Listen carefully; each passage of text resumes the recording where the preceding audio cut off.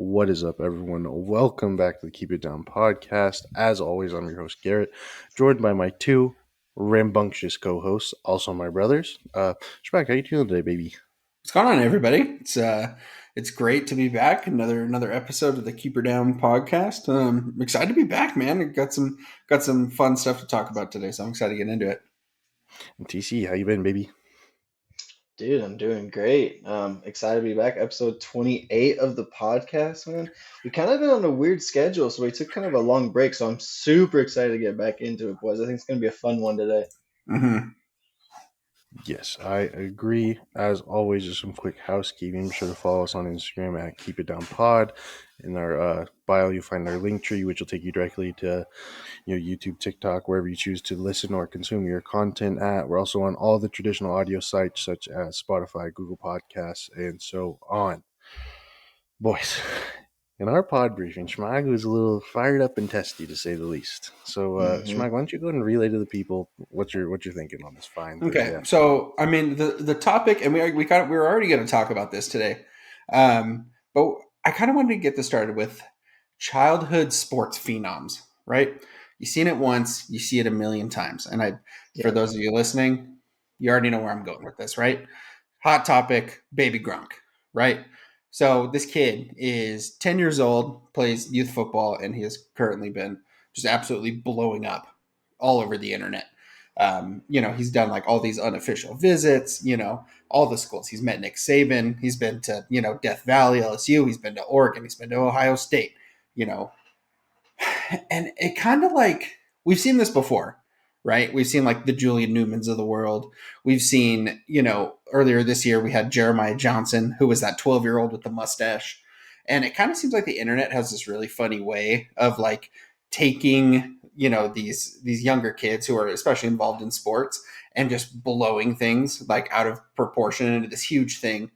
But I think this baby Gronk thing's a little different, right? And as a father myself, I'm going to preface this. You always want to do like everything you can for your kid to put them in like the best position possible, right? But news came out today that Rob Gronkowski has gotten hmm contacted by baby Gronk's dad over 500 times to do like an interview or a video or a TikTok together. Now, I don't know about you boys, but I think that's a bit excessive. And we're starting to get to the point where it's just weird, right? And you see all these clips come out. I don't know if you guys have seen the clip where Baby Gronk and his dad are doing like a podcast kind of interview thing. And they ask him a question, the kid answers, and then the dad's like, hey, edit that out, answer like this instead. And it kind of just seems like the dad's kind of taken over, and we kind of got like some weird like child star stuff going on here. And I want to know how you boys feel about this. I want to know if it triggers you guys as bad as it triggers me. Yeah. So before we get like too deep into the story, I wanted to ask you guys because the first thing that came to my mind when you said like childhood internet like sports stars was Cody Paul, right? Right, But exactly. the difference is that I just watched Cody Paul like YouTube highlights, and it's actually him playing the game, right? Right, So I wanted to right. ask you guys, have you guys actually seen the kid play football? Like, is he really that good? I've seen like some little clips, like just here and there, and I mean, he looks to be like an above average player. Like he's definitely bigger than a lot of the kids. He definitely, from what I've seen, seems like he's slightly above average. Hmm. Yeah, I've never seen much of his play or anything like that. Yeah, it's just criminal, man. And then like you see the tweets come out that he's like, "Oh, I'm not officially going to Oregon yet." It's like, well, obviously you're 10 years old, so I sure hope not, because I mean, like it's just so it's a whole thing. But yeah, continue. I want to dive a little deeper in this as well. So Yeah, and so like I'm not trying to say like, oh, this kid's a bad player or nothing, because like I truly just Yeah, haven't seen his film. You know what I mean? right. So like already there's a difference on like why this kid is blowing up. And most of the clips that I've seen, Schmog, you're right, is like him and his dad's basically coaching him what to say in different interviews. Yeah, It's just a super weird vibe that I'm getting, and then everything with him messaging Gronk like 500 times. You're just like, yeah. I mean, what is going on? yeah.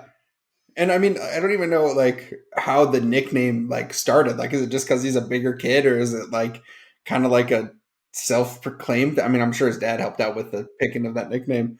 It's just weird to me, man. And it's like it reminded me so much of the Julian Newman thing, right? He's a basketball player. Started out as like he was on those hoop mixtape videos of him like talking smack when he was just a kid, and then his dad just completely takes over, and his dad saying he's the best thing since bottled water, and dude ended up to be like 5'7", like and I mean that not that you can't be 5'7" and be a good basketball player, but it's like you know every video is like the kid trying to dunk or like trying to do all this stuff, and then they play like a real team and just get smashed, and it reminds me a lot of that. Mhm.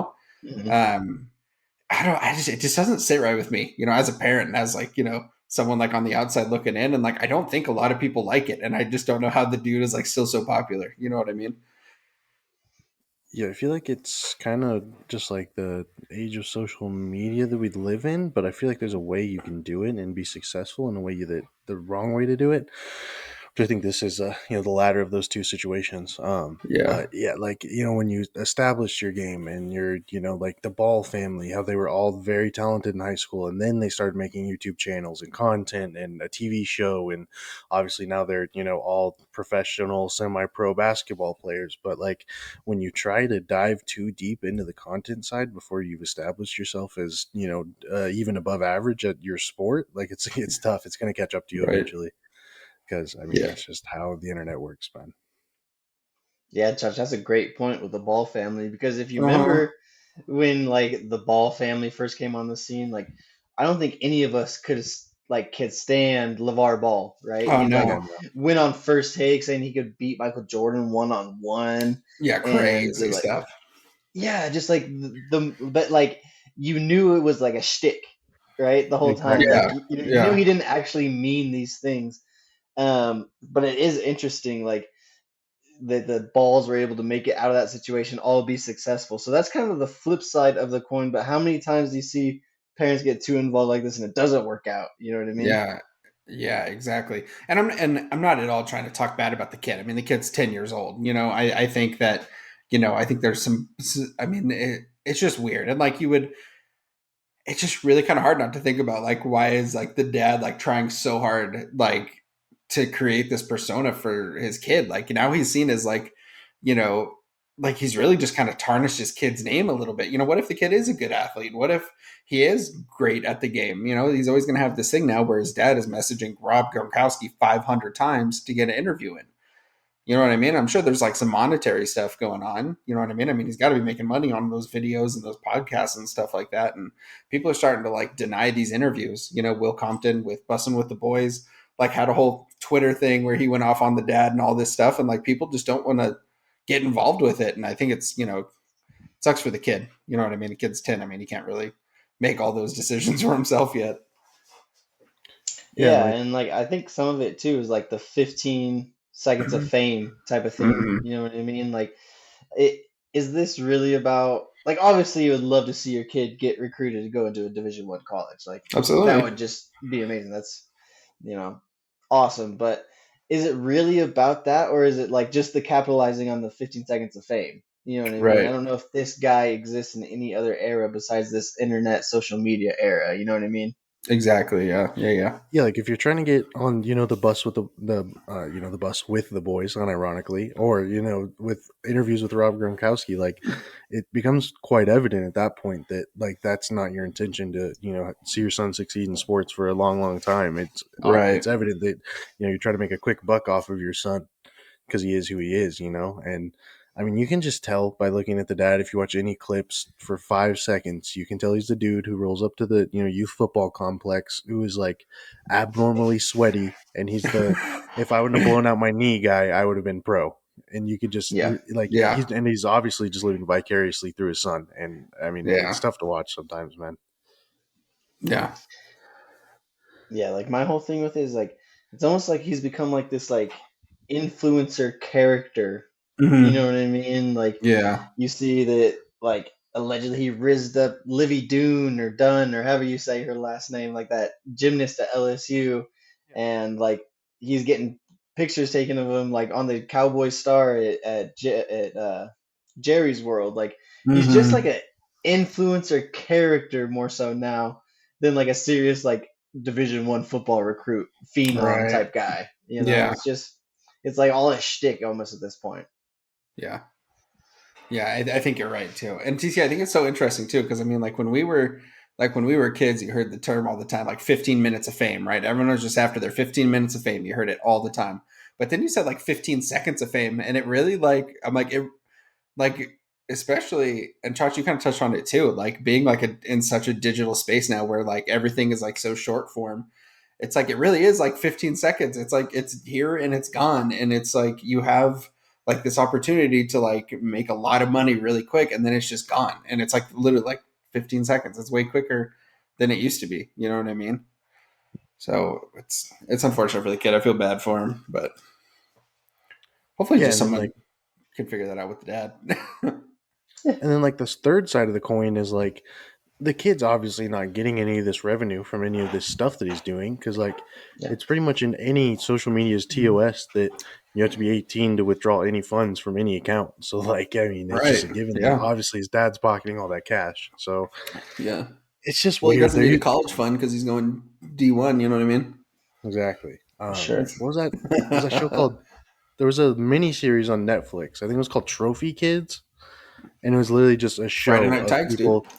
No, I know. Yeah, Friday Night Tax is a good one too. But Trophy Kids was about people just like Baby Gronk's dad, dude, and it was Yeah. just every single person was like that, and it's just weird. It's successful, like we talked. The balls, there's a couple other examples out there that we're forgetting, but like it's just you're setting your kid up for failure. You're setting your kid up to get bullied for the rest of his life because you're being an idiot and like Yeah. taking this upon yourself. Like it's just a whole thing, man. And I don't think it's a wise decision personally, but Yeah, it's like that show, Dance Moms, and like the yep. moms take Yeah. care way, way more than any of the Hmm. actual girls or participants do, you know? Yeah. It does really seem a lot like that. It's bad. Um, yeah. So that was my rant for the week. I just saw that stuff about Gronk. He was talking about it today in like a couple articles. So I was like, oh, how fitting that we get that on the docket for today. I also have a rant to go on if you boys would allow that. Oh, No, go please. ahead. The floor is yours. So it's involving the Sports Illustrated Top 100, Oh gosh. specifically the point guard issue. Yeah. I don't know if you boys already know it. I'm going to go with this, but they had Rajon Rondo at number 45. Oh yeah. Slotted number 30 was John Morant. I don't know how tone deaf you can be as an organization, or I mean, yeah, like I was dumbfounded, and I just felt like this was a great spot to put this in here. So yeah, I would Okay. like to Yeah. put. So Yeah. Let's I get into this. honestly don't hate the take per se. Wow. I don't think it's correct, but I can almost see why you would put John Morant ahead of Rajon Rondo. Now, I know a lot of success is based off of rings, okay? And I believe Rajon Rondo has like what, 3 rings, 4 rings, somewhere in that realm. Very But successful career.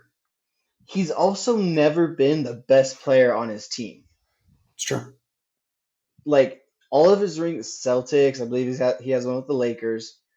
Obviously, never been the best player. You, KG, Paul Pierce, Ray Allen, and then over on the Lakers, you have Braun and the Brow. Like you've never been the number one. So I kind of get it. Whereas John Morant doesn't have the hardware yet, but he is a phenom for sure. I know all the off the court issues that have popped up this offseason, but if you're just going on talent alone, I don't hate the take. I don't necessarily agree with it, but I don't hate it. Yeah, I think as like people, we've grown up watching the NBA and we've watched those finals where Rajon Rondo was in there and just the impact that he had on the game at the time. And he was a role player and he played it very, very well, like the best at the time. You know what I mean? So like for us, it hurts a little bit, like because Yeah, of like that for nostalgia sure. that we have of him playing on those teams, especially the Celtics. It's just TC. I see what you're saying with like John Moran is definitely like more of that superstar kind of player. I feel like I don't feel like it's right. I mean, I get it. It just it hurts because obviously we're not huge fans of John Morant and all the stuff he gets into and kind of what he's doing, you know. But yeah, I mean it's criminal. I feel like as I don't know, as someone who's 29 and who grew up, you know, watching Rajon Rondo play, like it hurts. But I mean, Yeah, that's what I was gonna say. I don't know if it's just a nostalgia thing or what, but like I just remember being like, in middle school playing basketball out on the he's the basketball man. courts. Yeah, Yeah, and like everyone would just be like, "Oh, I'm hitting the rondo," or like doing little Euro steps and whatnot. And so I yeah, don't know if that's why it like was so shocking to me, but now that yeah, Ty's saying, I could understand how someone could put him in front of him, but like in yeah, my personal opinion, I just don't. It's just not justifiable in my personal yeah. opinion. Well, guess So what? Yeah, Rajon Rondo's never hit the gritty, and he's never flashed a gun on Instagram. So I mean, that's how hard John Moran is. but also I feel like they're in two completely different lanes. You know what I yes, mean, as far as players go, because Yeah. Rondo is almost like that ultimate glue piece. You know what I mean? Not a huge Mm-hmm. scorer guy, but if you already have like some big threats on offense, like he's gonna get you in the right set. He's gonna make the assist. He's gonna make the right play. He's got a great handle, or had in his heyday a great handle. So he's like that ultimate glue piece. Yeah. Whereas John Morant is like the new school of point guard where they can shoot the deep three and he can jump out of the gym and he's a athletic freak and all this stuff. Whereas Rondo is the old school point guard. He's the pass guy. He's the make the Mm-hmm. right play guy. You know what I mean? So they are in two completely different lanes. And I think maybe Rondo's game is tailored more to like being a better team, if that makes sense. yeah, definitely Yeah. more of a team player kind of thing. Yeah, I think you're right. It really Yeah, just depends on like what metrics you want to go off of. If you're looking exactly. like if I'm a coach or I'm a GM and I'm like, oh, I want someone to manage the game, like I'm going Rondo. If I want someone to play like a role, I'm going Rondo.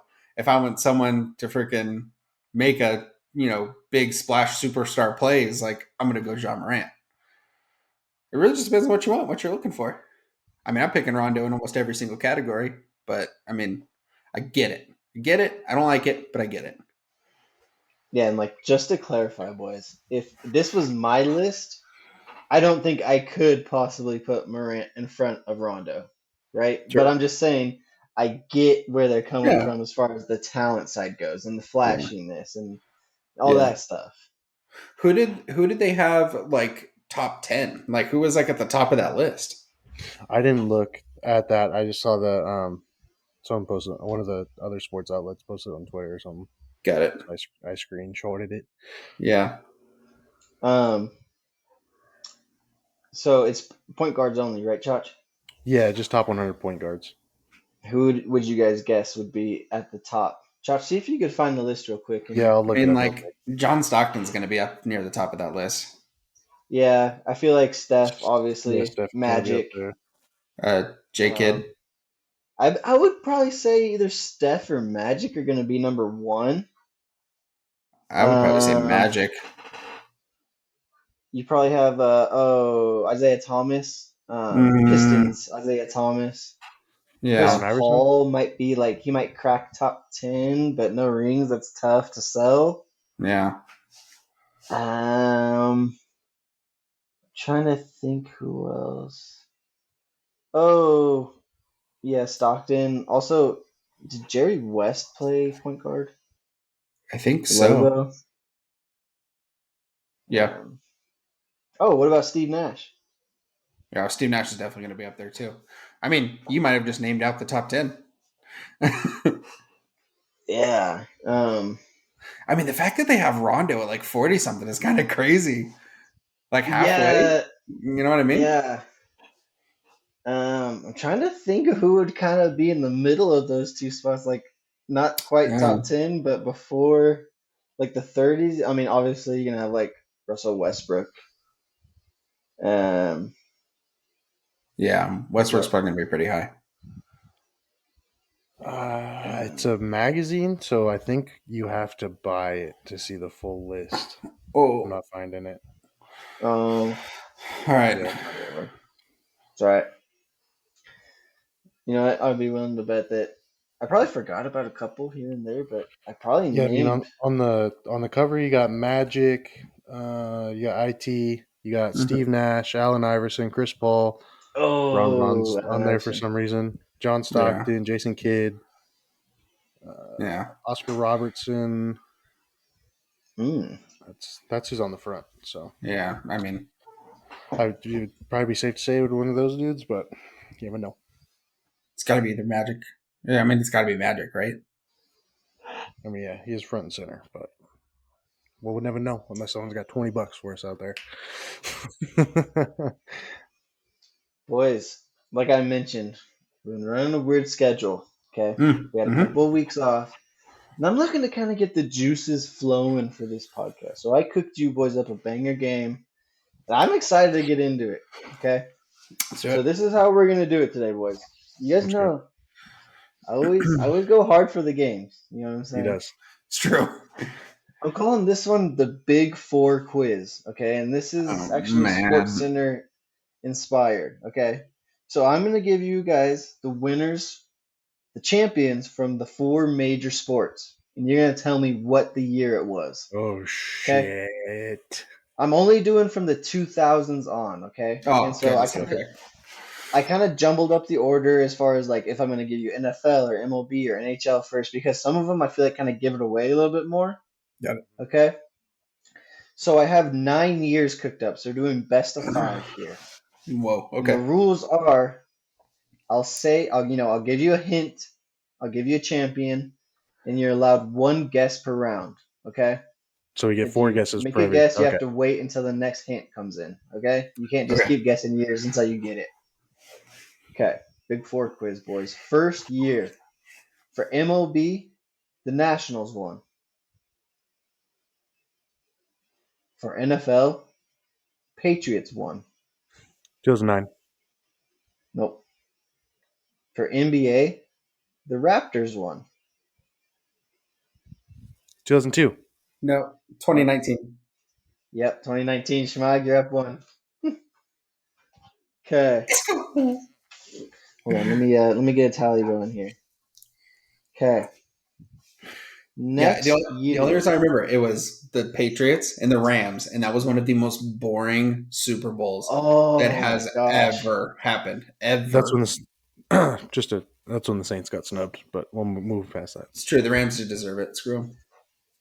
Boys, and just to round up the top four, NHL was the St. Louis Blues. Whoa, what a Fuck, I would have great fucking year. ruined that one too. What a great year, dude. The Blues. Yep. Okay. Yeah, you Okay. guys remember we were in the beach house watching that playoff run? Yeah. Dude, shout out the Blues. What a freaking exciting postseason that was. All right, boys. Next year, NHL is the Blackhawks. NBA is the Miami Heat.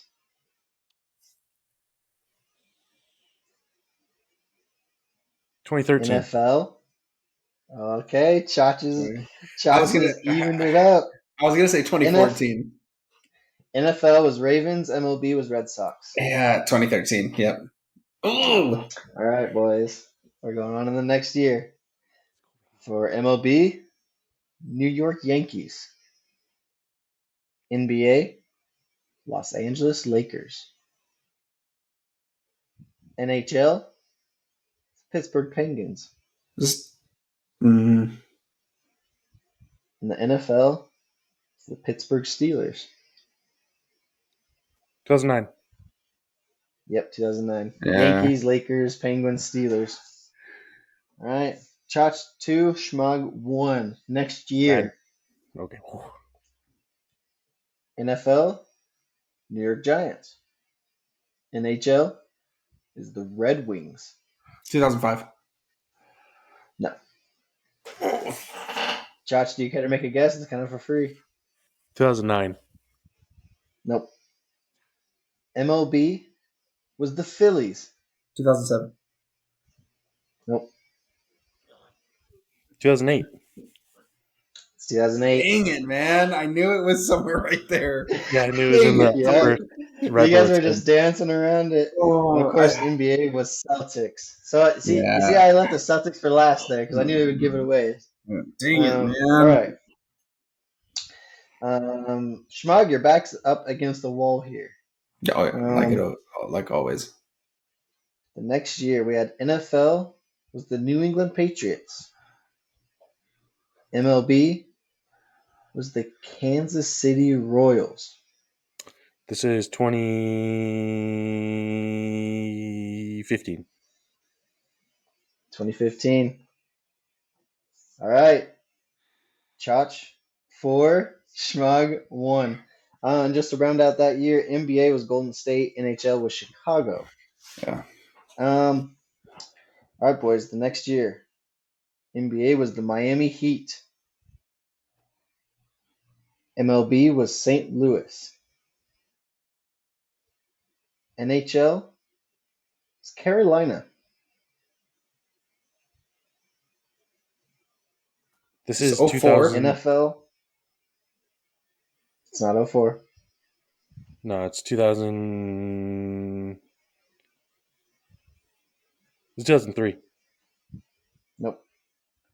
NFL, Pittsburgh Steelers. 2002. Nope. Is it 2005? No, Nope. that would have been the Giants in 05. Damn. All right, boys. So that was all the hints. We're going to circle back to that one at the end. So that could be the tiebreaker there. Okay, can you say the top four teams one more time? We no guesses, just Yeah, say just the so we got teams it one more down. time. You have Heat, Yeah. Cardinals, Carolina, and Steelers. Okay. Okay. Next year, boys. Ooh, this is a toughie. I'm going to tell you guys straight out. NFL was Tampa Bay. NHL was New Jersey. It was 2001. Yeah. Nope. 2000. Nope. Nope. What? NBA was San Antonio.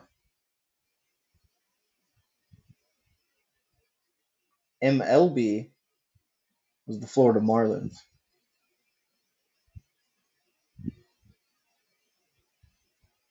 I'm absolutely stumped. Is it 2000? Nope.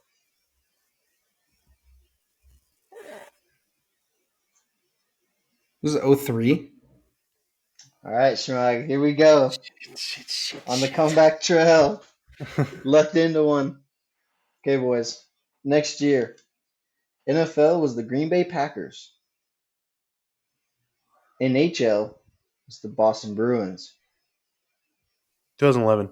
MLB, what do you say? 2011. Yep. That was 11. I All right. was gonna say Schmag, 12. Chach is officially our winner, but we're still going to play the last one just for funsies. Okay? Funsies. All right, boys, the next year. MLB was the Houston Astros. Cheater. This is 2017. NHL, yep. Yeah. All right. I don't care. I got All my right. point Well, across. so just to circle back though. All right. The one year that you guys missed. NBA was Miami Heat. MLB St. Louis Cardinals. NHL was Carolina. NFL was Steelers. Anyone guess 2007? I don't know, but that's not right. That's It's gotta close. be. It's gotta be before 09. Is it in the Yep. tens or the? It'd be the zeros, I guess.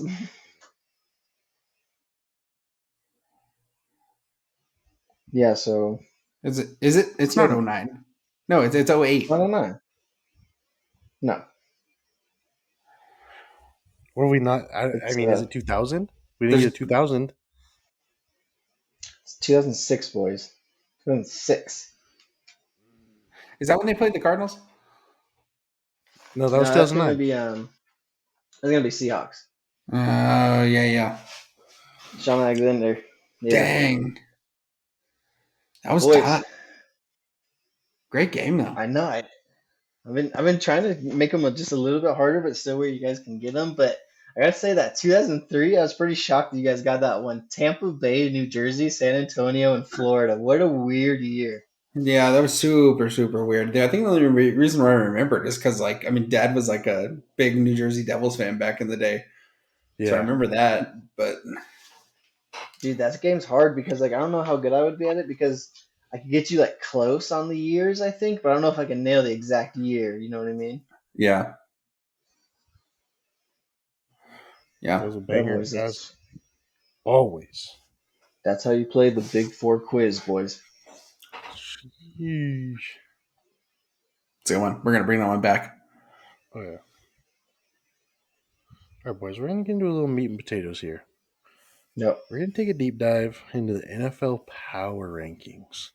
Yep. Yep. So, we're kind of gonna just spitball a little bit here, but the, the purpose of said conversation is to kind of gather our top 5 teams post the draft heading into the 2023 NFL season. Okay. All right, boys. So, So, yeah, how do we want to do this? Are we coming up with one consensus list here, or are we all three given our top fives? I mean, I have a top 5 right now. I got a top five written out as well. I Yeah. also have a top 5 written out. Dude, maybe just start at 5 and then go round robin style. I think we start at one and go round robin style down to five. Because I think like 3 through 5 is where you can really get interesting Yeah. with it. Yeah. Okay. And Yeah, this is not let's do and this that. isn't just based on like the draft, right? Like draft Yeah, grades. We're doing everything like plus the draft. we're doing power rankings post NFL draft. Yeah, this is going into the next season. Who Who are are the the top best five players? 5 teams going into next season? Got it. I love it. Yep. Yep. I'll start, I guess. The the Eagles are at 1. I think by a bit for me personally. I know they're probably in your guys' top 5 too. That's probably somewhere close to where I have them. So I'll let you guys say your ones, and then we'll maybe explain a little bit after that. Yeah, I mean, I got the Eagles at number one as well. Um, they only got better in the draft, and they were already a great team. Also went out and added DeAndre Swift to an already pretty potent running game. They're a very scary team going into next year.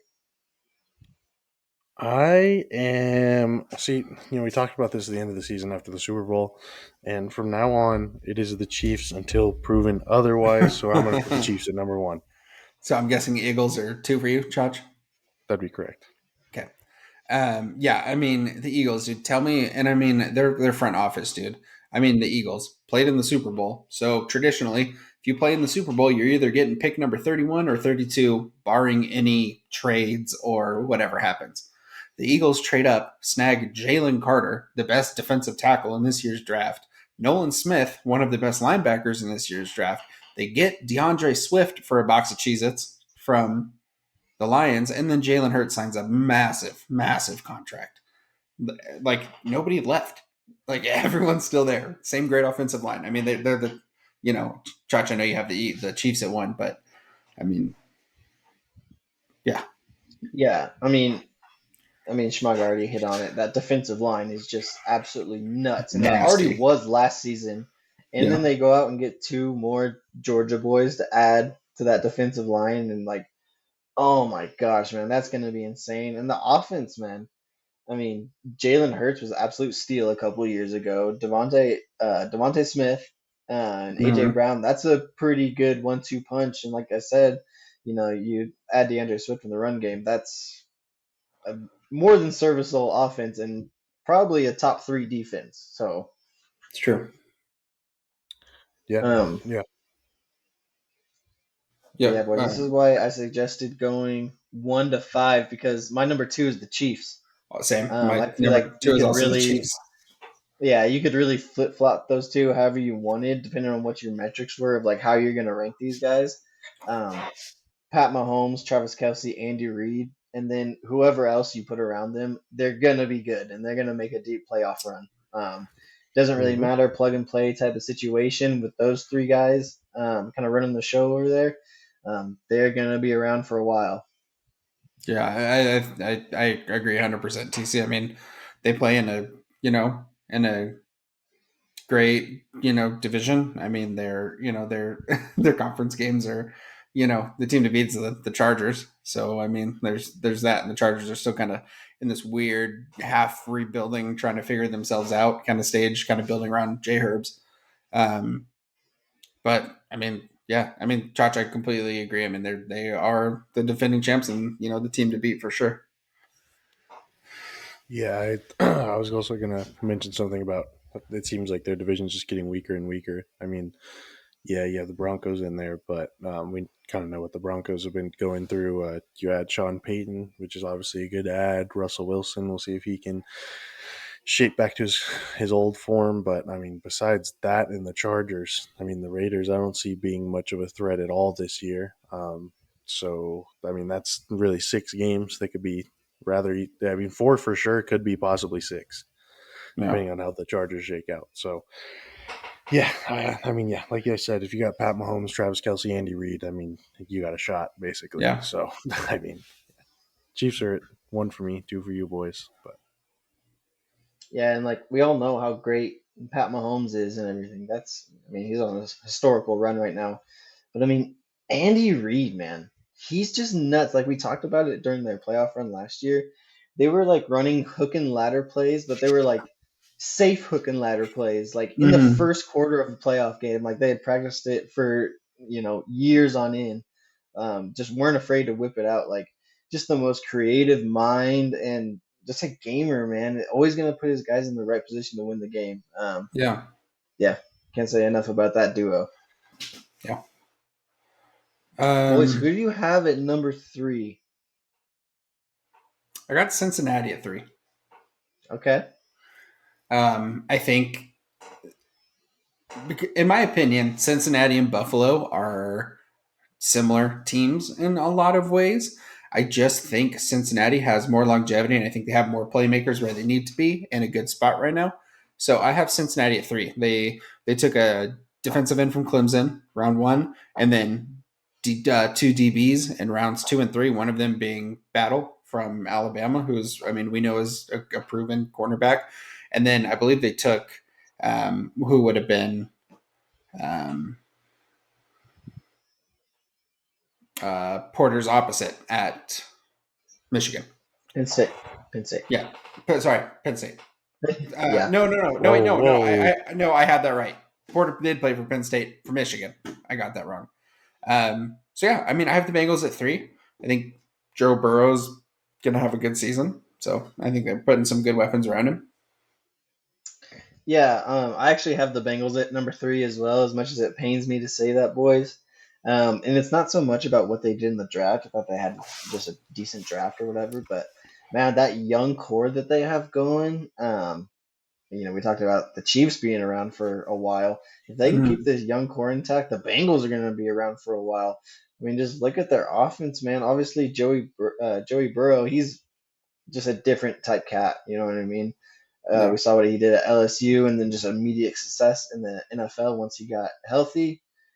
T. Higgins, Jamar Chase, Tyler Boyd, Joe Mixon, the list goes on and on. That offense is loaded, and in today's NFL, that's going to keep you in a lot of games. yeah. You got 3 charge. um, I'm with Miami. Okay. Mm, yeah, Reasonings, they are playing a pretty dang. Were they in the AFC East? Yeah.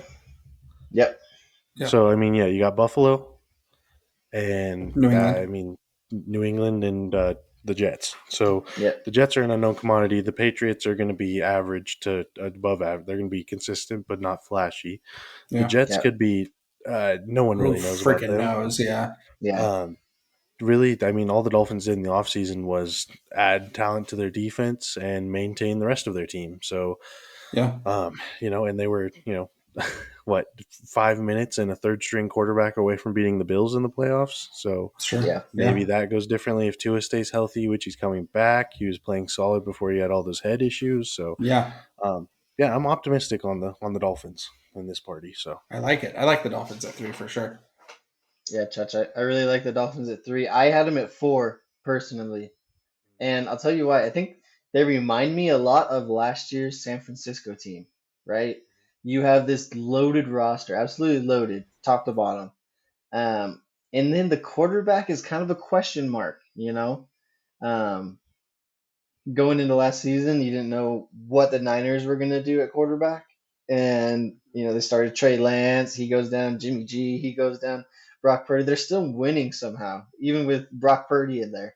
And I think the Dolphins have that similar type of roster where they could probably do the same thing, where we don't really know what's going on with Tua, and I think he's probably even a better player than Trey Lance was at the beginning of last season. Yeah. Um, yeah, like unfortunately Miami doesn't make my list. Um, I love your reasoning behind it though. And I mean it makes sense. I just think so at 4 I have Pittsburgh. Do Um, I you? I have Pittsburgh at 4.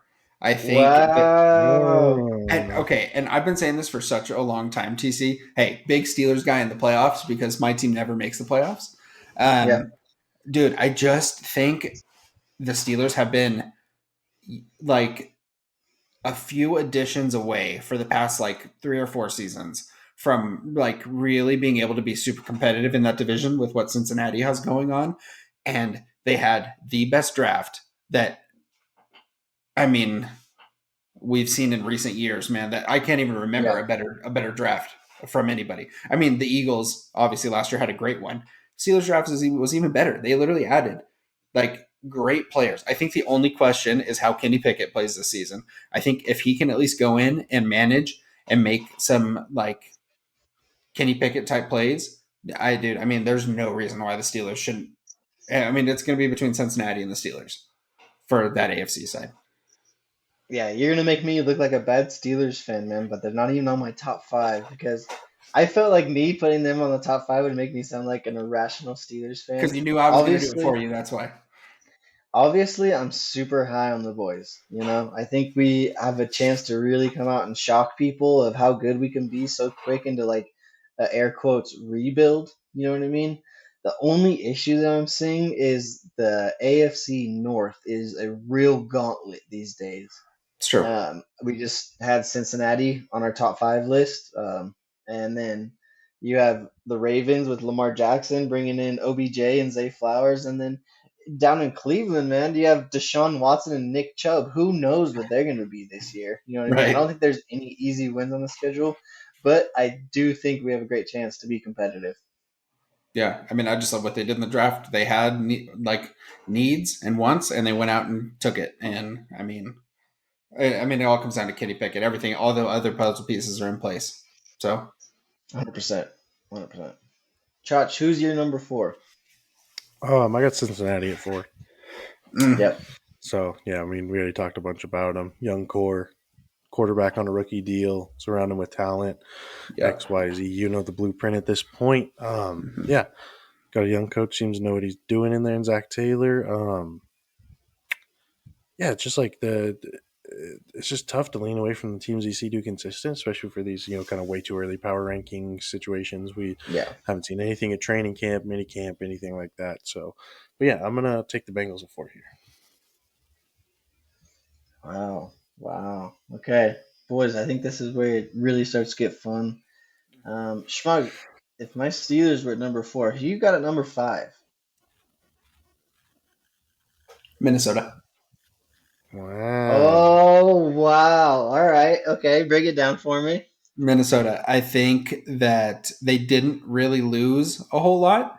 I think they paid the players that needed to be there, and I think they, um, along with Justin Jefferson, they added Jordan Addison. As much as I hate USC, I mean he's a good, decent, fast receiver that can really take some of that pressure off Jefferson, so he doesn't get quadruple covered every single route that he runs. TJ Hawkinson has a full season with them now. TJ Hawkinson, I mean, I would put him top 4 tight ends in the league. I don't know why Detroit just has this really cool thing where they have a really, really, really talented, good player who's great at their position, and they just give them away. They did it with DeAndre Yeah. Swift. They did it with TJ Hawkinson. Like, I mean, TJ Hawkinson might be third, fourth, you know, behind Yeah. Kelsey, Kittle, Andrews, and then I'd put Hawk at 4. Yeah. Um, I I don't know. I mean, it's Kirk Cousins puts up good numbers. It's just he doesn't make.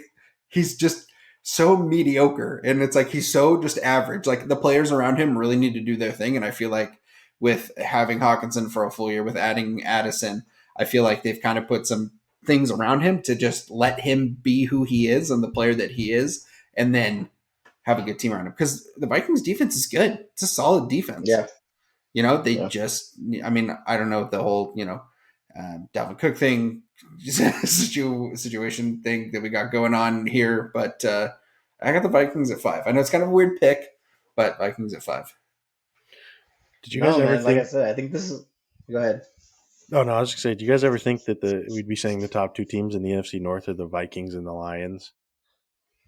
Yeah, I it's know pretty how times crazy. have changed, man. Kind of weird. I was like, at Yeah, first I was absolutely like, dude, insane. no way Schmack is picking the Vikings here. And I started thinking about it. I was like, wait, like they got the Lions and that's it. I mean, then it's the Bears and Jordan Love. So like, I mean, I mean, yeah, they're winning that division. Like, exactly. Which leads perfectly into Like, my number 5 pick. Why I'm picking the New Orleans Saints. mhm. okay, here we go. Here we go. Here's the I'll thing. allow it. Rough season last year. Get it. When Yep. healthy, we have a top 5 defense in the country. That's undisputable. Sure. Um, Derek Carr. Offense, we were a good quarterback away from being great. Chris Olave, great pick in last year's draft. Michael Yep. Thomas returning. Jarvis Landry. The list goes on. AK, Alvin Kamara, added Jamal Williams for kind of a boom and zoom kind of thing like we had with Mark Ingram and Alvin Kamara back in the day. So that's why I got the Saints at 5, boys. Again, we're in the NFC South poverty division, but It's true. we move forward. Church, yeah, I mean, you kind of just glossed over that at the end there, but I think that's the one thing, not the one thing, but that's another huge plus in your Mm-hmm. guys' column is you play in that NFC South. I mean, 2 times a year you're going to get to meet up with Baker Mayfield leading that Bucks team. Atlanta, they are rebuilding, okay, and they got some great players in the draft. Don't get me wrong; they could be a Yeah, fun little great team to draft. watch, but they're not there yet. And then Carolina, another super young rebuilding team. So Mm-hmm. I mean, it's not crazy to think that you guys could potentially go what 6-0 in your division. Literally, yeah. Um, Yeah. so I think you guys have a great chance to have a great at least regular season record and then potentially make a playoff run for sure. I like that pick a lot, actually. TC, I'm really Um, interested to see who you have at 5. yeah, I think number 5 is the fun slot to kind of put off the wall kind of team in there. Um, I went with the Jets. I Oh, went with the Jets, boys. all And this right. is projections, way too early projections on our podcast here, so I felt like I was going to take a swing on this one. Hey, yeah, no one's gonna remember this. Yeah, kind of calling my shot here, though. Uh huh. We'll forget about it if I'm wrong, but if I'm right, it's going Yeah, to be I told super you so. sweet. Yep. Yeah. Okay. Hear me out. They kind of have the Bengals thing going on. Okay. So much young talent on that team last year, right? An absolutely horrible quarterback play. Horrible quarterback play last year. And Yeah. you go out and get Aaron Rodgers, who recently has a couple of MVPs. I know he didn't look great last year, but I don't think he also wanted to be in Green Bay very, very much last year. I think change of scenery, maybe some rejuvenation. If Yeah. you even get like 80% of MVP A Rod, this is a very good team. Yeah. We know what Sauce Gardner does on the defensive side of the ball. Um, that defense is probably top 10 and super young. They could take the next step forward this year. And then the offense, man, if Brees Hall comes back right, the running game looked great last year. And then you have Garrett Wilson. He's like, right there with Chris Olave is probably the best player in that draft. Yeah. I'm really liking the Jets coming into this year, boys. Yeah, I think you hit the nail on the head, DC. I think Aaron Rodgers kind of has a little bit of a shot here to kind of be the player that he wants to be in a new organization because I mean the Jets are going to let him freaking run the show and do what he wants to do. You know what I mean? And he's not someone like on the way out. He got a haircut, doesn't look like just a complete hippie who's been, um, you know, he doesn't look like he just spent a bunch of time in a dark tank with a bunch of shrooms and whatever else is going on in that dude's life. He looks good. The clips that I've seen, he looks happy and healthy and doing the thing, dude. So I think that's a great pick, TC. I think it'll be really, really interesting to see how that team goes. Yeah, I mean, the only thing is, if you want to get into the playoffs, you have to either beat out Miami or beat out the Buffalo Bills. And Hmm. that kind of leads me into my next point, boys. No Buffalo Bills on this list for any of us. I didn't think I there was would just, be. I was okay. I was just going to tie this in. I wanted to first install a sub segment to this. I wanted to ask who's going to take the biggest step back. Ty stole my answer. I think it's going to be the Bills. Yeah. Um, Yep. like all this stuff is coming about Stephon Diggs not attending mini camp, and we know if we know anything about professional sports at all, it's that you got to make the people who keep the lights on for your team happy. Yeah. That is priority number one. And Yep. when you start doing that and the snowball starts rolling, it is very hard to catch back up with. And so, I Yeah. mean, you can have a great defense in the cold weather all you want, but guess what? If your season's over in fucking January, it won't fucking matter. So, Yeah. yeah, yeah. So I think the Bills are going to take a step back. I just wanted to know if you guys had one as well. So No, I Um. mean, Go ahead.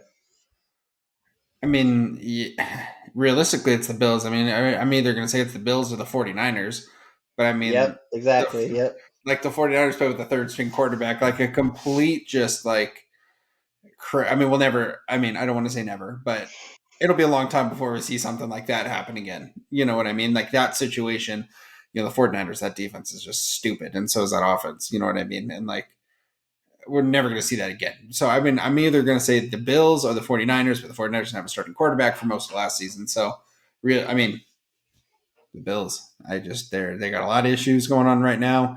That Madden curse with Mr. Josh Allen, shout out Reedley. Um, I don't know. I feel bad for him. I feel bad saying it, but I think it's the Bills on the chopping block. And plus, Miami's just Yeah. good. Like Miami went out and got a bunch of good players. Like Miami's going to win that division. Yeah. I'd say like probably the safe bet would be to say the Bills. They seemed tired at the end of last season, and they kind of brought the same cast back for this season. Yeah, Um, Not like a whole lot of upgrades to where you're like, oh my gosh, like they're rejuvenated. Like no D Hop, no Dalvin Cook. Um, yeah, Nothing to make you super excited. So you're kind of just expecting them to take that step back. But yeah, I would say that the most risky team is the Niners. I yeah. think they can either be, you know, similar to last season, really good again, or they're going to win 4 games. Like, and there's really no in between. Yeah, Number one, are they going to stay healthy? That team, Nick Bosa has had knee issues. George Kittle missed a large portion of last season. Health McCaffrey. is a real concern. The quarterback situation, McCaffrey. Yeah, they Um, haven't named a starter yet. yeah, and on top of that, you're rolling out Sam Darnold week one. Um, I don't know. Like if you get consistent quarterback play and everyone stays healthy, you're good. Yeah, But if a couple things start to stack up on each other, like you could be in that biggest step back it's category for sure. Especially when you don't have a top tier quarterback to save you, which in today's NFL is huge. yeah, yeah. Especially with how offensively based. The league is now. Like you got to Yeah, have a dude back there that's either gonna manage enough to get it to your receivers or is gonna be that player for you. And I mean, Sam Darnold ain't it. USC scum, he ain't it. You know what I mean? Like, I don't know. yeah, Yeah, I get it though. It's gonna be rough for them. I also yeah. think And I the think, go ahead. sorry, I was going to say I think the Cowboys could take a massive step backwards as Oh well yeah, it's a great one. because here's the thing: they have a great team on paper, as they do every year. But I mean, as you start looking at their schedule, they got to play the Eagles twice. They got to The play the Giants twice. Commanders, And I mean, they got to play the Commanders twice, they baby. got to do it. Yeah. Yep. And I mean, one of each of those being on the road. And so, like, yeah, it's going to be a tough. We're going to see the willpower of the Cowboys come out this year. And Has Ezekiel Elliott been signed to another team yet, or is he just chilling? I think he's floating. No. he's eating Fruit Loops. I I think the Cowboys are going to be the same team they always are. I think Mm, they're going to be the exact same team that they always are. Like regular season, you're going to be like, I wouldn't necessarily want to play them in the first round of the playoffs. I think they're going to be that team again. But Do I ultimately think deep run, Super Bowl? I don't. I just can't trust them for that. But I think they're going to be the same old Cowboys. Great in the regular season, pull off some big wins that make you think, and then at the end, the big finale, the reveal, the letdown, as always. The hearts will be broken. Yep. And here's the Can't wait. nature of it. I mean, they're gonna walk out of that tunnel on the first game, and I mean they're practically already playing for a wild card spot. Like I Yeah. mean, Yeah. Philadelphia is if all things go according to plan, they're gonna win that division. So I mean, you're looking at probably going to like Minnesota, something of that nature. I mean, you're gonna go on the road off the rip, and so it's just tough, man. When you're the Cowboys and you have this big environment, and Jerry's world, and the fans, and the all of that stuff goes Dak away because you're Prescott. already fight when you take a knee instead of spiking the ball. All that stuff comes to a head. So Yeah. yeah, tell me something. Um, Boys, any other honorable mentions as far as teams that you think are going to be competitive slash good this year? Um, Anything come to mind for me? I'm um, kind of liking Detroit. I'm going to say it. Mm, I mean, Schmog picked the Vikings as one of his top five teams, and I totally understand the pick. If you get consistent quarterback play out of Kirk Cousins, you're a decent team. no. But that division is so wide open. We talked about, that NFC South being wide open. That NFC North is really wide open. No more A-Rod to be the big bad bully. Yeah. Um, Chicago, Justin Fields, big question marks with the rest of the roster down there. I think they have a chance at the division, you know. Yeah. I'm I gonna just don't get pick the the DeAndre Swift thing, man. Like, I I understand they don't went get it after a either. running back in the draft, but like, you already have a guy who's established. Like, you already got a vet in the league who's a great Yeah, is player his name Jamar Gibbs or Jameer Gibbs? He's a baller for from yeah sure, but I from definitely don't Bama. understand getting rid of the talent. Yeah, it's a weird pick for me, man. yeah. It's like why would you risk it when you have a known commodity who can do the same thing? It's weird. Exactly. Yeah. My pick, I have two actually, but my first one's gonna be the Jaguars, baby. Oh, Whoa. that's a great one. That's a great one. Actually, yeah, both of my teams are in the same division. So, Yep. um, yeah, the Jaguars. So, I mean, the Titans are going to deal, if Derrick Henry's not dealt before the season starts, he's going to be dealt with in the first 6 weeks, probably. It's kind Yeah, of I how it's agree. looking to me. They're in shambles. They've drafted a quarterback for 2 years in a row. They have Ryan Tannehill on their roster. So, kind of how are you going to blend all that together and make us, Hmm.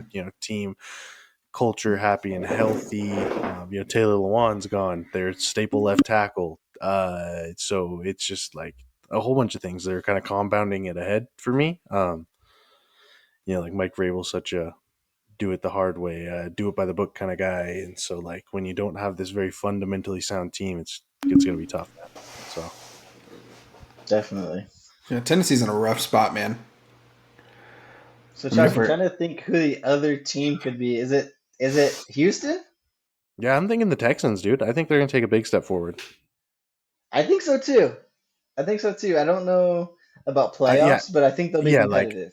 okay, so exactly. quick question. If we're talking one and two here, who do you think is better this year? Do you think Carolina's better? Do you think Houston is better? I'm going to take Houston. Houston. Because I mean, this is the No, talk of the Houston. draft, right? We're talking C.J. Stroud. We're talking 5'8" Bryce Young. Like, who has a better season? Or do the Colts have a better season? Who of those three? Well, let's go to the top three quarterbacks here. Who has the best season out of those top three? Oh, I Team think wise, it's overall team wise, because they're I all think in it's a CJ. very similar spot, right? Like all Hmm. three of those teams are in a very very similar spot. I'm either Something. going. I'm either going Houston or Indy. Yeah, Yeah, I it's not agree. going to be Bryce Young. I feel like that. Yeah, they're in a rough spot down there. I feel in Carolina. And my thinking on Indy is that running game.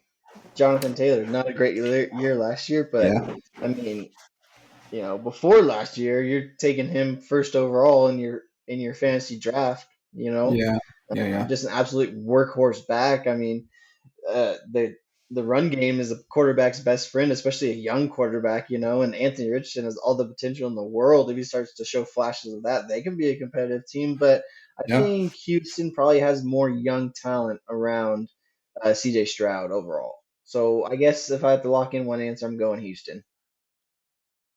Yeah, because I mean the Texans are kind of already a year or two down the line in their rebuild. When Yeah. Yeah. Carolina, I'd say, just entered theirs. Indianapolis was trying to fight it off for a couple of years, but now I feel like they've kind of accepted that that's kind of the route they're going to go. They need to Oh start yeah. developing some young talent. So, They've been rebuilding uh, since Peyton left, dude. yeah, I mean they just didn't want to accept it. So, yeah, Yeah. I'm gonna take boy CJ Stroud and the Texans. So, I think you're right there too.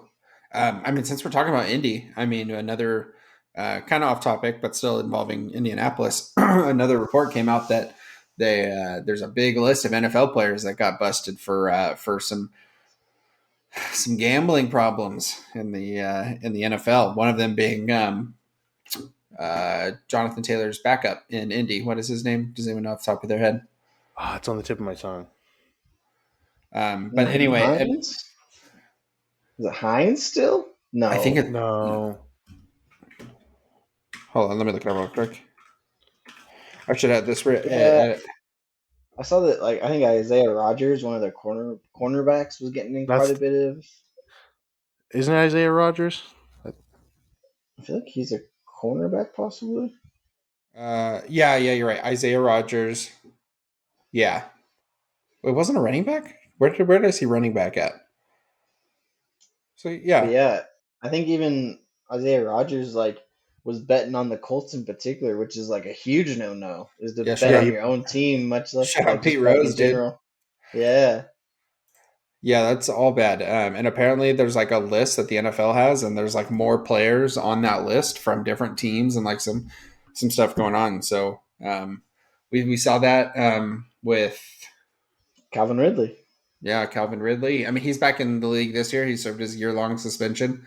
So he's back in the league this year. And the Lions also, got in trouble a bit ago for similar kind of things. So we'll have to keep an ear to the ground on that one and see if there's any other names on there that are jumping out. But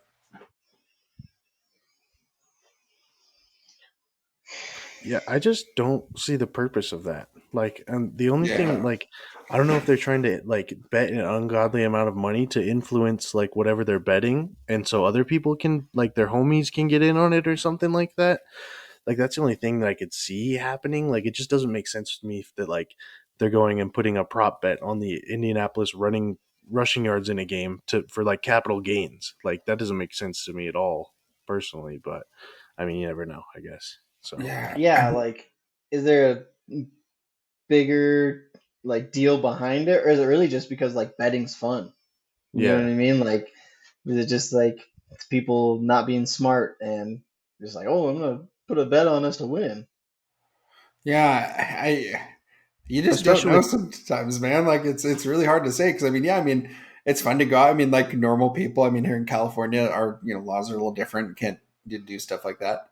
But it's like, Why? yeah, uh, separate issue.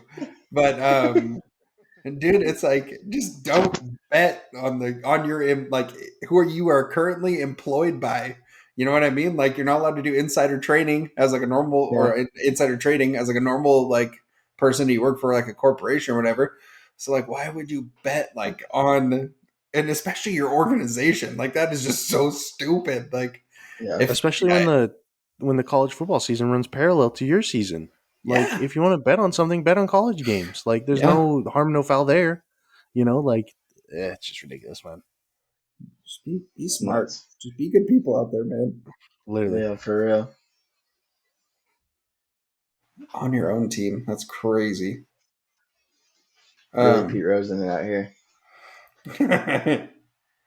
guys, I had a random question that I wanted to ask you guys. It kind of popped in my head. Obviously, growing Yeah, up together, I know like what other sports you were into and all that stuff. But I want to know like take a serious like look inward here. And if you never would have found because football was all of our primary sports, right? If you never would have started playing football, do you think you would have played another sport? And if so, like what sport or would that have been? Or like what activity or like what thing? Because obviously football took up a giant portion of our upbringing and, our adolescent and teenage years. You know what I mean? Yeah, so I kind of have two routes that I want to go with this one. I think the realistic choice is probably hockey, right? Schmag, me and you played hockey when we were younger, and then, you know, well, for the people listening at home, like the place we played hockey at was like a sub community of Tehachapi called Bear Valley. So like once we moved away from that little sub community, we never played hockey again. And they were like really the main league in the city of or like in Tehachapi at all, you know? Yeah. Um, so that really kind of stalled out our hockey career. I know there's, other options to go with. I know some people would travel down to Bakersfield and all that kind of stuff, but it wasn't as readily available to us anymore after we moved out of that little subdivision of Tehachapi. So I think the realistic option would be hockey if the football scene in Tehachapi wasn't what it was, and kind of just um, swallowed us all into that. Um, but I would say that a sport I wish I would have like grown up playing would be golf. Mm, Yeah, like I wish like it wasn't even on like our radar to ever play golf as kids really. Like we maybe went out like what 4 or 5 times yeah. through like by the time you're 18, you know what I mean? Like it just wasn't something any of us really played. Definitely Right. wish I would have got into it sooner though. Because that's the thing about golf, dude. The high school had a team. Like you could have Yeah. literally played golf and like for the high school, and, like went and practiced and like got free rounds of golf and played golf. I mean, now I mean you've found like that you like golf way later, but like knowing then that like you could have gone out of school early to go play golf, like that's crazy. Yeah. Dude. Yep. And that's the thing. That's what I was just gonna say, dude. These golf tournaments, these dudes would get on the vans at like when school started, Yeah, Yep. you gotta make a tea like time, and dude. go play golf all day, like at these huge tournaments and all that stuff. And so I'm just like, dude, that'd be so sick. Golf would have But been sick. That's a great pick, yeah, TC. And I yeah, felt like you're one gonna say that too. Go ahead, Chuck. Sorry, you're good. okay. Well, my pick. I wish I would have played baseball, boys. Oh yeah. Mm, Yeah, like obviously played baseball when I was a little kid, like little You league were and all good that at stuff. it. Yeah, I was yeah. pretty dang good at baseball. And I stopped, and then me and my friends were eating lunch at high school one day, and Clint Cass, if anyone from Tehachapi High School knows Cass, he's also my neighbor now, which is a random fact. Shout But out. he comes up to us. He's like, "Hey, we need some people to play JV baseball. We were juniors at the time." And so I was like, "Oh, that's kind of weird. I've never heard of such a thing." And dude, it was so much fun. Like, it was the Uh-huh. most relaxed, like, competitive environment that I've ever been in. And like, dude, I was just like a DH. So like, I would hit, and then I'd just sit on the bench and just eat seeds and like hang out, dude. Like, and it was just the life for me, dude. And like when you're a little kid, like you're not like strong necessarily, but then like when I was a junior in high school, I'd already been like lifting for football full summers and all that stuff, and so like then I could actually like understand how to like use my strength as like a actual thing, and so I was just absolutely crushing the baseball. But and I was and then I had that much fun that I still was just like, no, I'm not playing anymore. So Yeah, because mind you, like Chachi, you were like a junior in high school, so some of those kids, dude, they're like freshmen, literally, like rolling out there, dude, and Chachi's just like sending these screamers like down the third baseline, and like they just don't even know what to do with it. I was able to go watch a couple of those games, and it was so funny. Yeah, yep. Josh, I was gonna say, like, especially like Little League and stuff, you were one of the better players in your division for sure. I mean, Here's the thing. obviously, you made all stars and all that kind of thing. Yeah. If here's the thing, if it wasn't for collusion in our local small community, I would have won Mm, so many chips, dude. Because like the Yeah. thing is like with Little League, like everyone can just group up and make their own teams, and I was just like never quite in the circle to be on the good kids team. yeah. Like Hmm. yeah, all the Salzman boys and the Cummings, they all had crazy good baseball teams because they were all just and the Snyder boys, they all just freaking group up together and just make a super team. Yeah. And so, yeah, yeah, Chacha, I remember like you had an all-star tournament or something, and uh, me and Ryle Snowder are sitting in lawn chairs in the outfield, Oh, and out of dude. nowhere, dude, you hit your first home run. And I Nukes. remember like, yeah, and I think you went yard like 3 or 4 times during like that All-Star Yeah. run or whatever. And we would always sit in the outfield, and like when you'd hit home run, we'd obviously go retrieve the ball, but then tell everyone else we couldn't find it, and like we would just keep the ball, obviously. But Yeah. yeah, I remember just sitting in the outfield with so much like so many seeds in my mouth, and I would just yell out every now and again. I would just be like, "Baseball!" Just waiting for a ball to go over the fence. Yeah, Touch literally waited. He's like never hit a home run before, and then in that All Star game, dude, went yard like you said, like it was like 3 times or something like that, like absolute nukes. Like Chach just figured out, oh, okay, got it. I No, can hit it over the it fence too. was because like baseball's super expensive as it is, and so like mom and dad were never willing to like invest like $600-700 in a bat for like a Hmm. good bat for me, and which was fine. Obviously, I wasn't like super into baseball. It was kind of like a secondary sport anyway. So, and obviously the coaches supply bats, but when it's all stars, that's all the little rich a holes teams, and so I would obviously just use one of their bats, and so like that was one of the first times I got my hands on like a real expensive baseball bat. And Chach Yeah. so, said, yeah, Chach says, "Give me that DeMarini right dude, now." and yeah, it's so funny that you bring it up because before that season started, Dad was like, "Hey, I'll give you $100 for every home run you hit." In the whole year, he was just absolutely razzing me. And then in All Stars, I hit 4, so then he owed me $400 in like a week, dude. Then they had to Really So, refinance cashing the out. house. It was crazy. yeah, so Dang. yeah, Schmog, what do you got cooked up? I mean, for me, I mean, obviously, like, I played baseball as well, Chach. I wasn't nearly freaking as good as you were, especially like the hitting side. I was just never a good hitter. I mean, I could freaking throw the ball 700 miles, but I really, really liked and enjoyed baseball, but I just never really like got into the. We're a small community, and there's especially baseball. It's like football. It's a very, very tight knit group, and if you're an outsider looking in, sometimes it's a little intimidating or a little tough to like get into that group. You know what I mean? So like I stopped playing when I got to high school. So that's one thing maybe I wish I would have done, but I mean it wasn't really my thing. The thing that like I really wish I would have found and done earlier was like shot put and discus for Hmm. track.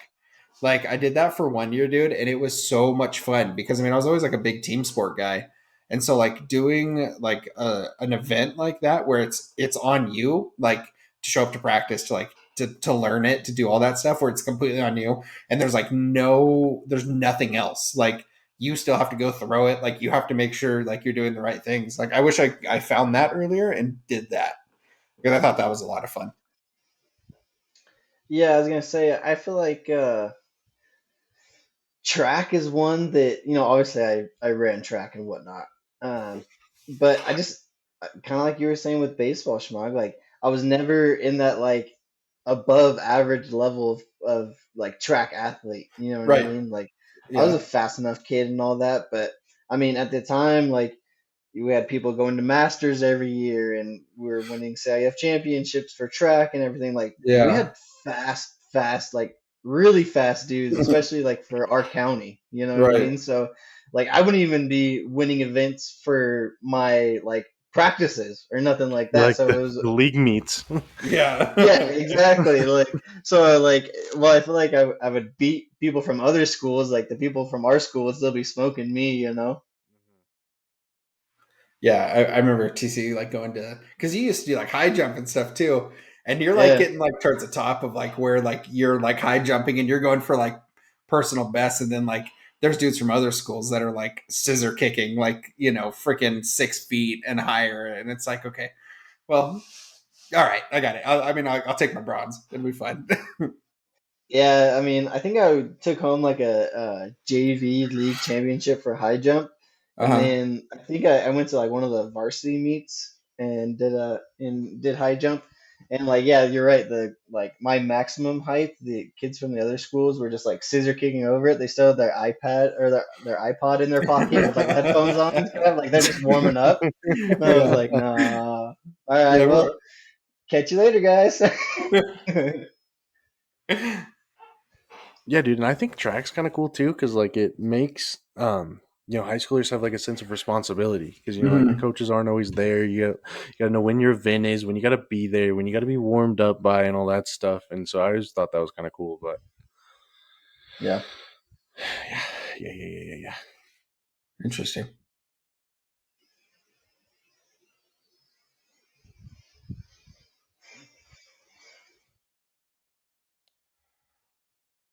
Schmug, I don't think I. you got another segment cooked up for us, do you not? Oh, I do. Yeah, yeah, yeah, Yeah, you yeah, yeah, do. yeah, yeah. Sorry, it was hidden under the baby Gronk stuff. I was going out of order here. Right, Um, So, dude, I was like flipping through like some Instagram reels the other day, right?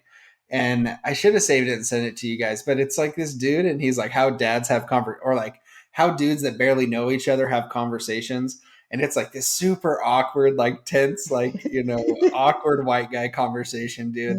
And it like brought me back to the like first of all, like I was laughing at that video so hard because it's stuff that like you do all the time, where it's like someone that like is like a friend of someone you know, but like you've hung out and you had a couple beers with them before, or like somehow you know them, but Yeah, you don't know them to like really like be homies with them and freaking yeah, talk about the Oregon season. You know what I mean? And so yeah, like I was laughing so hard because I was like, dude, I've totally said those things before, where it's like you're just kind of standing there like just praying it in soon, but it's not going to kind of thing. And then it reminded me yeah, of that page, TC, that Twitter page of things white people say. And it's yeah. like we have these things that we say, and I think it's just so like buried deep Second in our nature. vernacular that like, Yeah, dude, and it's like when you really step back and look at it, like it's kind of just funny, like some of the like the things that we say that are normal. Like here, I have the for Twitter sure. page pulled up right here, and these are all things that I've said so many times in my life. The first thing on there is just what the doctor ordered. Yep. You know what I mean? Like you sit down, it's a good meal. Like you've been working outside all day, and it's just what you needed.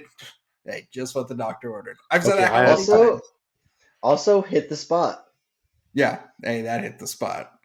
Yeah, those are One of kind these. of interchangeable. Yeah. I have one that ties into a little bit of a story time. Good. So, the saying is that ain't going nowhere. No, yes. Oh, that was on my list too. Yes. Yeah, And Yeah. Shmug, the before you read off too much of the list, let's go through what we got here, Yeah. what we Yeah. came Yeah. up with. Yeah. Oh, that okay, ain't Right. but going So nowhere. when do you whip out for the people at home? When do you whip out? She ain't going nowhere. okay, so you got a ungodly heavy something or another that is held together in your truck by a ratchet strap that's about rated for 25 pounds. You then Yep. Uh-huh. tighten it down as tight as you can. Yep. Then Yep. you tie it in a knot so it doesn't flap around like Dad Yep. taught us. Give it a little snap, and you say that thing ain't going nowhere. Yep. It's You not have But to going in say this it. there. ties this ties in because my buddy Ian at work. So he's loading Hey. up a couch at the Sharon and Karen in Tatchby. He just got his own apartment. So shout out Ian. Yeah. But Shout also out I'm to about to you. roast you on our podcast. Yeah. So he loads the couch down, gets it all tied down. Dude doesn't say that thing ain't going nowhere, He and lost it. goes to put his arm on the back of the truck. Falls out of the back of the truck and dislocates his elbow, dude. And the thing is, it is more of an omen rather than like a real sign of confidence. It's just something Exactly. you have to say for good luck. And that was Because usually direct it's going to proof, be and a that's all sketchy I need. ride. Yes, Okay. exactly. But hold on. Okay, so in your brain though, and I don't know if this is just me or if we're about to have a moment right now, but when you do like the shaking thing and you say that ain't going nowhere, like okay, let's say you're tying something down in the back of a truck, right? You get it tied down, you shake the thing, that ain't going nowhere. In your brain, do you think about the one spot on your trip where it might actually fall out of the truck or it might actually go somewhere? Is there like a spot that you think of in your brain, or is that just me? You mean when you make the first turn and the whole thing fucking shifts? Is that what you're talking about? Dude, I Or is remember that just like me? I remember doing dump runs with dad and like him, doing the whole thing and tying everything down with the line and everything. And then in my brain, like I just remember there was like a spot like right past where Love's is right now, where like the wind gets pretty crazy sometimes, and I'm like, something's gonna fly out. It's gonna be right there. Yeah, so I think about it all the time, but dude, I live all the way out in Stallion, so usually when I have to bust out the she ain't going nowhere, it's like with a big load of trash that's going to the dump. So it's Yeah. just like old plywood or big, heavy, awkward objects or whatever, you know? Yeah, yeah, And yeah. I gotta like not only take the windy road of Banducci, but then Mm, also get on Highline and go all the way to Denison from yeah, so that's like, yeah, that's a what, 10 trek, dude. miles on a 60-mile-an-hour like highway basically? It's the Yeah, worst. yeah. Yeah. It gets a little windy in Tehachapi sometimes too, mind you, especially out there on those exposed roads. And hit that one windy spot you're talking about over by Love's. I hit that as well. Oh yeah, All of them oh in Yeah. one, yeah. baby. That's a phew, death march, man. Um, boys, I got one not too shabby. Mm. Oh yeah, that's a good And not one. too shabby is you bust that out when someone gets a new car and you sit in it for the first time. Hey, Hey, it's not this too thing ain't too shabby. shabby, you Uh, know?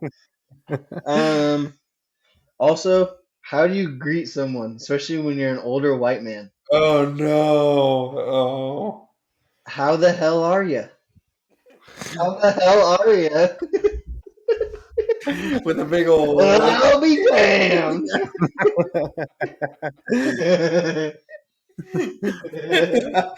Well, how are you? Straight, yeah, straight up. Um, Also, I mean, in that same yeah, vein, you guys go, you guys go. look what the cat dragged in.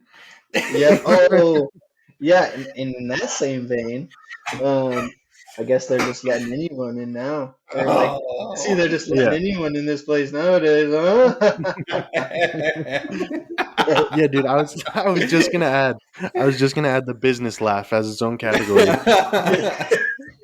Like when there's so much Oh. uncomfortable, awkward silence that like you just laugh at Yeah. anything unreasonably loud, like to try to mask your feeling. Yep, yep. Oh, the business Um, app. Shut up, Dad. but boys, number one is bro, and there's so many different like variations of bro. It really means anything you want it to. It Yeah. can be like an excitement thing, like bro, or it could be like, dude, you just like snap something that wasn't supposed to snap, and you look at like the guy that's Bro. with you, and you go, bro, you know. So Or it's dude. really just a universal So, term. so bro and dude, I guess. I use dude a lot. Dude. Yeah. I usually go for Um, a there. I go for a. There's no way. yeah, for Okay. real. Hey, here's another one, okay? And Yeah. I'm gonna try to bait you guys into saying this. Okay, so you're gonna meet somewhere, right? Mhm. Around lunchtime. But maybe not like right at lunchtime. What time do you tell the person? Around noon. Noonish. Noonish.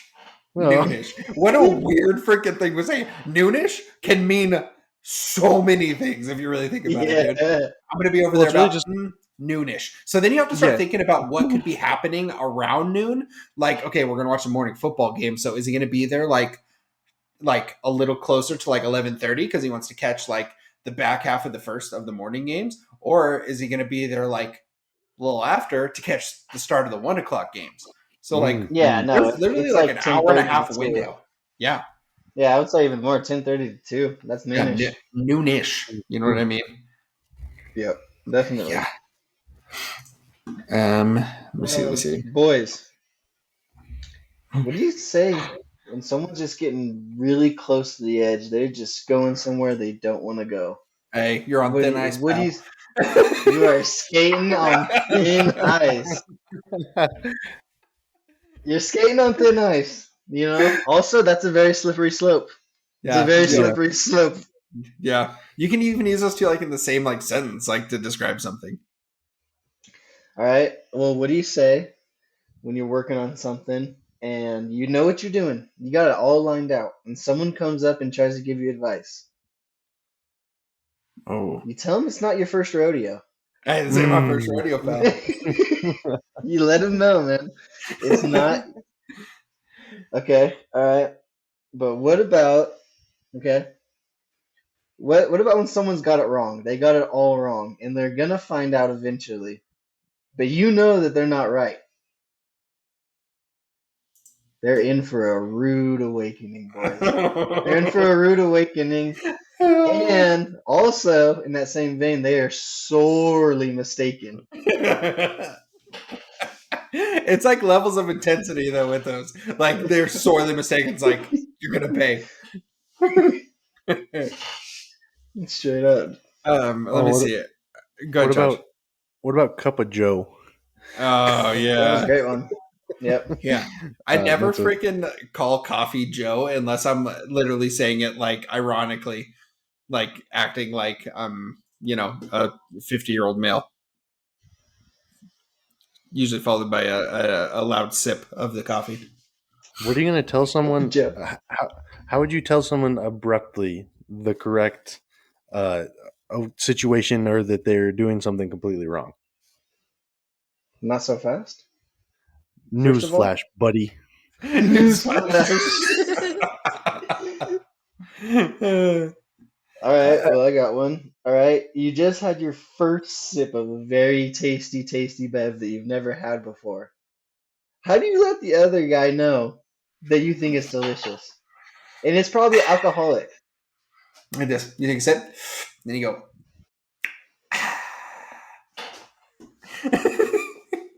No, you let them know that those are dangerous. Oh yeah, Oh yeah. that was dangerous. Okay. All right. What about, you take a drink of something and you cough a little bit. How do you let the other person know? Well, how do you explain what went wrong? Oh, went It down the went wrong down the pipe. wrong pipe. Down the Yeah, it went down the wrong pipe, boys. Uh, All right. What happens? You're sitting at a restaurant and the check comes. The white dude looks at the check. What does he say? what's the damage? Yep. Yeah. Excellent, Full dude. belly, very aristocrat style. Um, all right, so you're looking at maybe some Tatby Sells or some Craigslist or something, and you see a vehicle or maybe a dirt bike not in the best condition. How do you describe that? Whoa. It's rode hard and put away wet, boys. Got some hard miles on it. Straight up, yeah. I got a couple funny ones I have right here. He's a stud.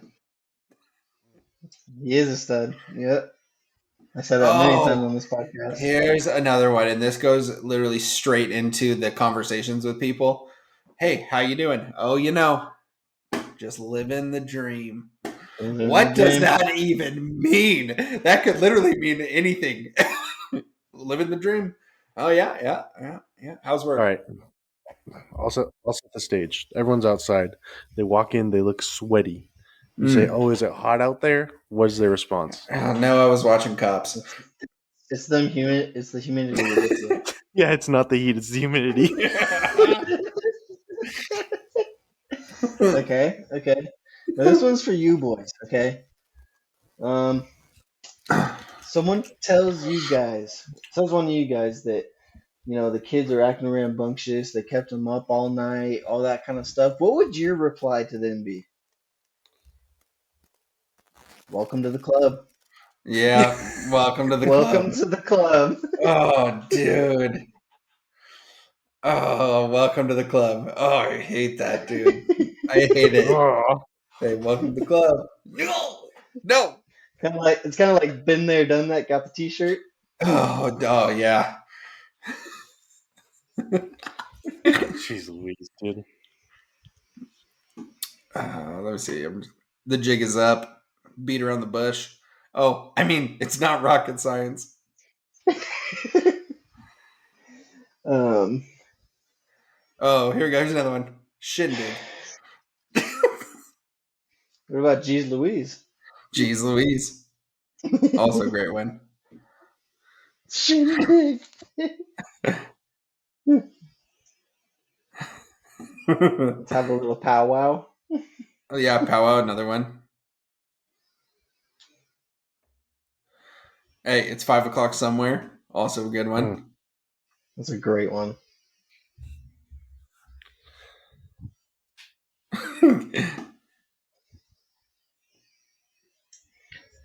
Oh man, Schmei's always coming up with the wacky segments that just get you in a good mood, man. Fish fry, man. I love the awkward small talks, and I love the dad sayings. And like the thing is, like a lot of the times you don't even know what it means. You just know that it's right for that situation. It just happens. I don't You even know where it know, comes from. like shabby. It's not too You would shabby. like, yeah, like shabby. You would just never say that Yeah, word unless it was accompanied by not to. yeah. And Yeah. it's like sometimes like, do you just not think about like stuff? Like someone asks you like, "Hey, how you doing?" Oh, just hanging in there. Like, are you just not Yeah. really? Are you not actually like? Are you too lazy to think about how you actually are, or like, is it just They're not just worth it to like go there? Like, you don't it's really want to literally know. yeah, it's just like autopilot sayings, hold your Full horses type stuff. full Tesla mode, dude. Just Yeah. fully, yeah. Well, yeah, because you don't want to be like, oh, my cat ate my goldfish and then had a heart attack and died. Like you don't want to be that guy. They want to start doing that. Maybe I should be that guy. Just a little refresher. Well, boys, that's all I have on the docket for this fine Thursday evening. Yeah, boys, I Yeah, think that's about all I have as well. yeah. Same. Wow, boys, episode 28. Football season is rapidly approaching. Yeah. Yeah, it's So that's kind cool. of the it's kind of the dog days of summer right now, guys. Not a Literally. whole lot going on in the sports world. But oh, dude, I just watched. It's called The Match. It's like a little golf tournament deal, but it was Patrick Mahomes and Travis Kelsey versus Steph Curry and Klay Thompson, and they just play like Whoa. best ball for like 12 holes, Oh. and I think it's like a big charity event. Uh, It's actually super entertaining to watch, even though Steph and Clay kind of shit the bed. But yeah, I thought that was pretty awesome just to see those guys out on the golf course and that's the one that's in uh, Tahoe, isn't it? Or um did they move it? Maybe. I'm not exactly sure what it was. I know that it was like the course was right behind the Wynn Hotel. They kept mentioning that over and Oh, over so is again, it but I don't know. It might be Vegas? Vegas. Yeah. Yeah, Schmack, I think that one's with all the hockey players, the one that you're thinking of in Tahoe. Oh, got it. I'm there. But Tracking. I think last year it was like I believe they did a pro player and then like Brady and then a Hmm. Oh, pro yeah, player that's and when, Mahomes, yeah, it was Yeah. Brady, maybe Josh Josh Allen, Allen, Mahomes. Yeah. Aaron Rodgers, Mm-hmm. maybe. Pro am Yeah, kind of situation. yeah. But it's funny because like uh, Steph and Clay had like Draymond as like their hype man, so he's like falling Oh around the no. course, like hit it, Steph, or like whatever. Well, Mahomes and Kelsey had Von Miller like riding around in Oh the carts with him, gosh. and it was funny because like, dude, like at one point Draymond's drinking a Coors Light, and then like in the back of Mahomes' cart was like a Coors Light box of like beer cans, basically. Like I don't think he's Oh. allowed to have them out in his cart or nothing, but Draymond was definitely enjoying the beer, and then uh, Von Miller, like he was just straight up like ripping a vape like during the match, bro, on live TV. Like like it was like him and Draymond in a cart, and like it's like on TNT, so it's the NBA guys like Yeah, Charles yeah, yeah. Barkley, Ernie Johnson. They're the ones calling it or whatever, and so they're talking to Draymond or whatever, and some guy walks up, hands Von Miller the Schmiel bar, and he just takes an absolute unit rip off it and just like blows it out. I was like, with the camera rolling, Von? That's crazy. Oh. It's kind of funny to see like dudes like that, like just in a different environment from when you normally see them, like Mm-hmm. outside of interviews and out, like they're just out there having a good, fun time, and it's like it's really refreshing to see that. I mean, not just because they're out there drinking and doing all that stuff, but it's like seeing guys get to kind of put their feet up and relax and just kind of like let loose a little bit in that scenario. I think it's great to see. I think the match is such a cool thing that they do, and I think it's going to become more and more popular, especially with how like golf is just booming right now, man. Like it's freaking everywhere. Everyone's wanting to get into it, and everyone's doing it, man. It's great. It's a great thing for sure. The match is awesome. You Speaking of the guys seen? match, Go ahead.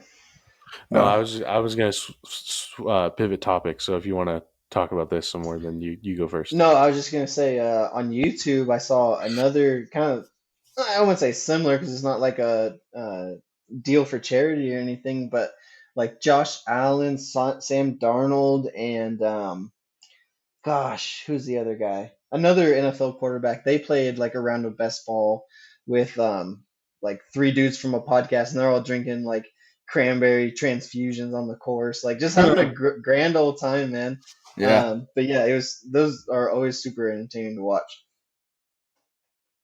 I was just gonna bring up the bussin' with the boys beer Beer Olympics, Olympics? the Yep. beer dude. Olympics. The Yeah, TikToks are so funny, man. dude. Yes. Just absolutely getting into one. Will Compton is an absolute menace. He's so freaking funny too. I don't know if you guys ever like go on his Twitter and he like freaking like trash talks a bunch of people and he's a funny freaking dude. Him and I mean it's yeah, beer Olympics. And wasn't Jelly Roll was there too, right? And it was like a bunch of the Yeah, Barstool guys. Yeah. yeah, Crazy, man. It's funny because I feel like every college campus, like someone tries to pull off a similar event as far as like the beer Olympics go. Like I Yeah. even remember participating in one at my college, bro, but it's so low budget and like some teams quit halfway through just because they're too drunk because they've been taking shots on the side and partying and all that Yeah. stuff. So it's like cool to see them actually like have the budget and pull it off and everyone have a great time, you know? Dude, TC, your boy Bert Kreischer was there too, dude. Yeah, Did you see yeah, that video of him in the pool? And he's like, I yeah. woke up at 10:30, I had a beer at noon, had 5 shots since then. Oh no, he said no. What did he say? I had 3 beers in 8.7 seconds. I've had 5 shots since then. Yeah, I'm pretty sauced. I just got my wedding ring off. No, he says I'm in the pool to keep the swelling down in my feet. We just got my wedding ring off. And his finger yeah, was so swollen from like all the liquid and salt and all the crap, dude. I was dying, man, like crying, laughing so freaking hard at that. dude. Yeah, We need to boys, I'm host an inspired. official. Yeah, we need to host an official Keep It Down Beer Olympics. Oh my gosh, that would be awesome. Deal. What are the events of the Beer Olympics? Obviously, like beer pong, maybe some Yeah, sort it's of like flip cup. Yeah. yeah, yeah. Like I mean, we could do like pong. A large beer chug is a good idea. I Hmm. feel like. Hmm. Um, Good old fashioned beer day. I mean, yeah, Dude, beer beer, that dives would are be good, but awesome. that's like more of a fun game. It's not really like it's Hmm. not really. It's supposed to kind of it could potentially take a while. Dude, the games that we were playing took a very long time. It's Exactly. true. And so you get in some sticky situations there. You know, you got the good old shotgun. Well, you'll hear more. Okay, when the Yeah. first annual Keep It Down Beer Olympics kicks off, you'll hear about it. It's Yes, true. you will. We'll sell merch. Yeah, boys. So that's all I've got. I don't know if you guys felt an earthquake, but Danae texted me and said there was an earthquake like 2 minutes ago. So Really, yeah, No. um, all yeah. good here. So natural Yeah. disaster on the horizon, boys. Wait a Feels minute. bad. Wait a minute. Sorry, it took a while to get out stallion. Yeah, it took a while to get out to you guys. You must be slightly off the fault line. All right, boys. I'm good there. Yeah, they am good Me too. as well.